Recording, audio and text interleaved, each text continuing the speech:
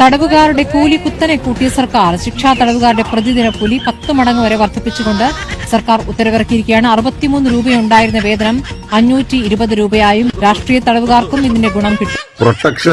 Protection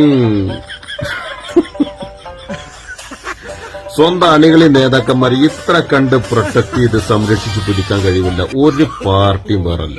അതൊരു level വേറെ തന്നെയാണ്. ഓൽക്കറിയാം ഒരു 5-6 മാസം കഴിഞ്ഞാൽ അങ്ങോട്ട് കുത്തൊഴുക്കാക്കണമെന്നുള്ളത് പീഡനക്കാരായിട്ടും കള്ളന്മാരായിട്ടും.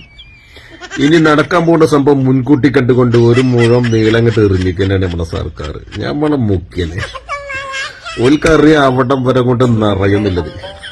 അവിടെ നിന്ന് ഇവര് ജീവിച്ചു പോട്ടെ, സുഖസുന്ദരമായിട്ട് ജീവിച്ചു പോട്ടെ നമ്മള് സഖാക്കള്. അതിനുവേണ്ടിയുള്ള സുരക്ഷ മുൻകൂട്ടി ഒരുക്കിക്കൊണ്ട് പിണറായി വിജയൻ. ലാൽ സലാം സഖാക്കളെ.